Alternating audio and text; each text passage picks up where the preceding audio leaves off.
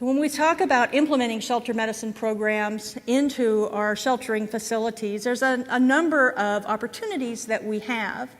It starts with recruiting, empowering, and retaining a mission-oriented veterinarian. As I said, it's not until very recently that there's been very comprehensive training programs in veterinary schools to teach the very unique issues about population medicine for dogs and cats to veterinary students. So there's a small pool of veterinarians who are really highly skilled in this and very mission-driven to join the team that we heard about today, where everybody needs to be pulling in the same direction. We need to develop strong protocols for physical and behavioral wellness. We need to make sure our staff is trained, understands why these protocols are so important and sticks to them. We have to have the opportunity to treat existing medical and behavioral problems or recognize when those are occurring in the shelter and intervene. We also believe that the veterinarian should be in charge of population management, and this is being very aware of the statistical influences, how many animals are coming in, where are the bottlenecks, creating a flow-through that's highly efficient, as multiple people today have commented on, and getting them out of the shelter as soon as possible for their own welfare and also to avoid overusing or wasting resources in animal care days. Record keeping and disease surveillance is essential, and what we're finding in a lot of our shelter consultations is shelters don't have the records that they need to help us help them.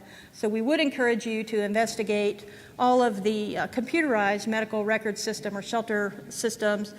Some are available for free, so there's really no excuse not to have one. And you'll find that if you invest some time in setting these up, you can get remarkable information back and standardized reports that can answer the questions like Dr. Scarlett had about what is the percent of upper respiratory infection in your shelter? How long does it take for cats to get that? And then that gives you a metric to compare when you've instituted an intervention to see if it's working.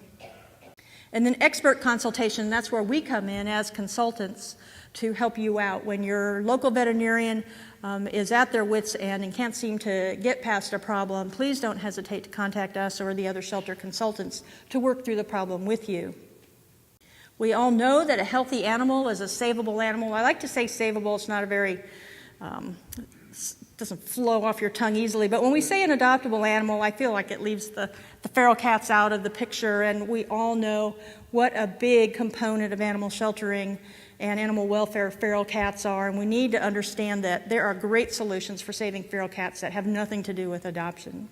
And that when we talk about wellness for animals, we're talking about both their physical health, which is traditionally what everybody thinks about, but also their emotional or behavioral health. And it is an extremely stressful experience to be removed from whatever home it is, whether it's the streets or a pet home, and to be put in this environment with a lot of people and animals they don't know, with unfamiliar kinds of housing, a lot of noise, a lot of unpredictability and scary things happening.